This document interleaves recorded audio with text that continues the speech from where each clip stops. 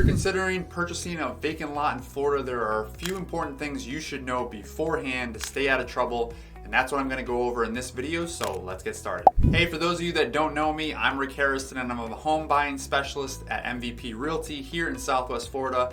And on this channel, I bring you the latest tips, tools, and tours to help you decide if this is the right time and place to make your move to paradise. So if that thought's crossed your mind, subscribe to stay up to date on my latest videos, keeping you ahead of the curve. So as I mentioned in this video, I'm gonna break down everything you need to know when buying vacant land in Florida through the lens of the 6 major factors to consider specific to Southwest Florida. And if you're looking for something specific, feel free to check out the chapters by the play button at the bottom of the video. All right, now let's dive in. The first factor to consider is zoning. When it comes to zoning and land use, you obviously need to make sure that the land is zoned for the type of use you have in mind, whether that's residential, commercial, or agricultural, and whether there are any restrictions on development. But just because a lot is zoned for one use doesn't mean it can't be rezoned for another. This would require some legwork, money, and time, but is certainly doable in many cases and worth it if it gets you the outcome you desire. As they say, money can solve a lot of problems. The second factor is wetlands and environmental conservation areas. If you're considering purchasing land in Florida that contains wetlands,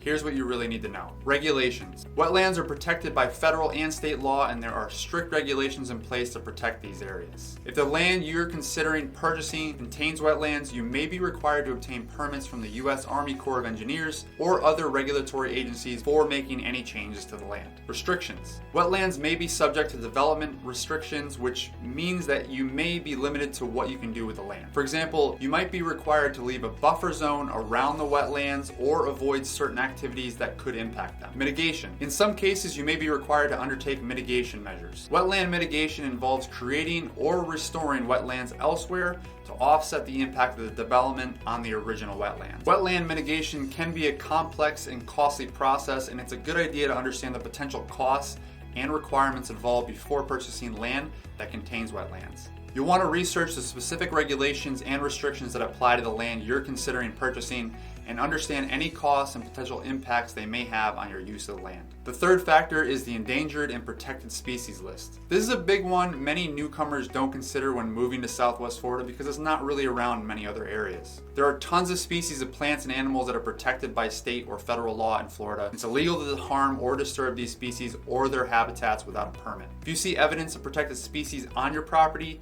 you may actually be required to take measures to protect them or relocate them. For example, burrowing owls are a protected species under the Migratory Bird Treaty Act, and it's illegal to harm, kill, or disturb them or their nests. Cape Coral is a hotspot for these owls, and while many of the lots containing them have been marked, they are all over the region and can pop up anywhere, so you'll want to consult with local authorities and wildlife experts to understand any potential issues, requirements, and costs involved. Invasive species. Florida is home to many non-native species that have been introduced to the state and have become invasive, meaning they're harmful to native ecosystems. Some of the invasive species that may be concerned in Lee County include plants like the Brazilian pepper and melaleuca, and animals like Burmese pythons, lionfish, certain lizards, and poisonous frogs. If an invasive species is determined to be on the property, you may be required to take steps to control or remove these species as well. Nuisance animals. Some animals, such as species of birds or bats, may be considered nuisances, and while they may not cost you anything to relocate or remove,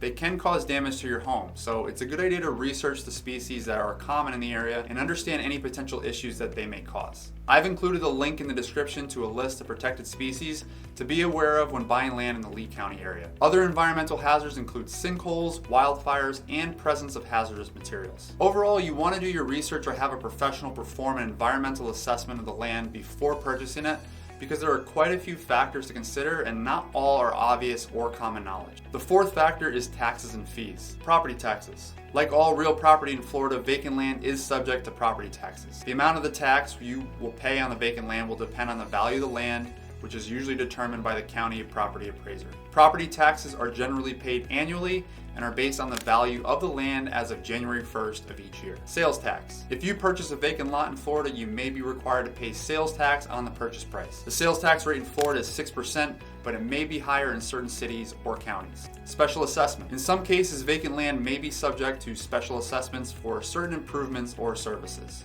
For example, if the land is located in an area that is being developed or improved, you may be required to pay an assessment to cover the cost of these improvements. Special assessments are generally paid along with property taxes.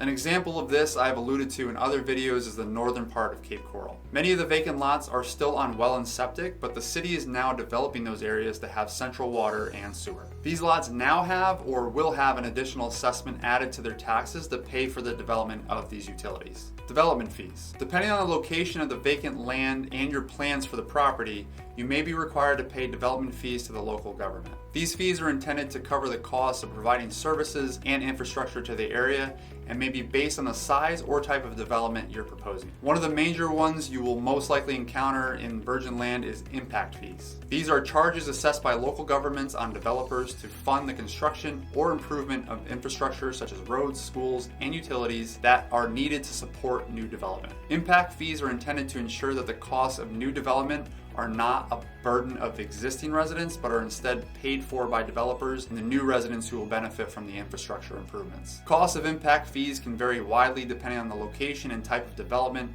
as well as the specific infrastructure improvements that are needed.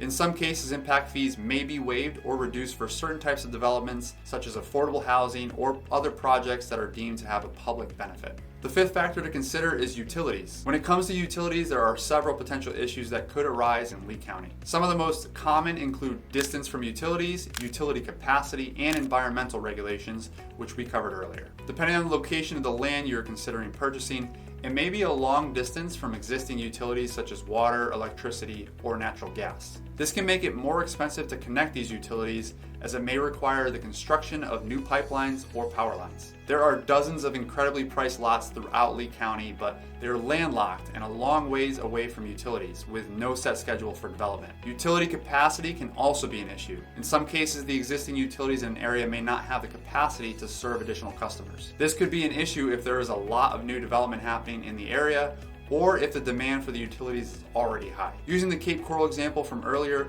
the entire southern half of the Cape is well established and has central water and sewer throughout, but many of the lots in the north are still on well and septic.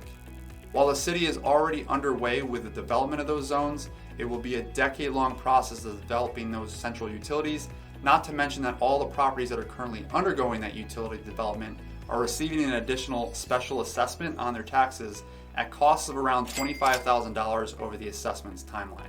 The final factor is title search.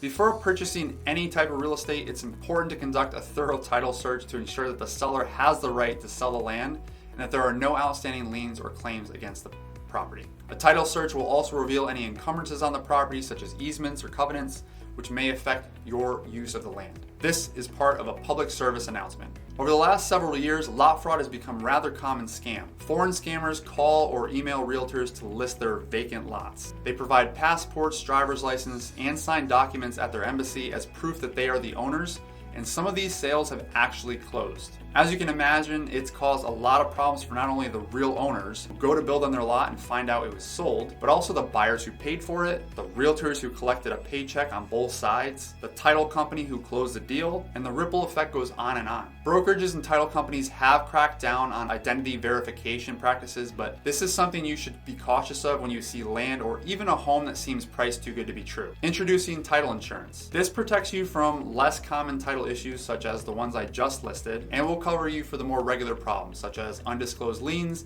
or claims against the land. Ownership right. When you purchase a vacant lot in Florida, you will generally have the right to use and occupy the land as you see fit, subject to any applicable zoning laws or regulations. However, you should be aware that you may not own the land outright, and you may be required to pay ongoing fees or assessments to maintain ownership of the land, such as HOAs in a gated community. Boundary disputes. It's not uncommon for disputes to arise over the boundaries of a piece of property, particularly with vacant land that has not been developed. A common example of this on developed land would be a neighbor's tree growing into your yard and creating possible danger for your house, power lines, or passerbys. It's a good idea to have the boundaries of the land surveyed before purchasing to ensure that you have clear understanding of the property lines and any encroachments or easements that could become a dispute in the future. Overall, there's a lot to consider when buying vacant land in Florida, but sifting through all of these issues is what I do for my clients, so if you have questions or need help with locating and purchasing a vacant lot, please feel free to call, text, or email me at the info below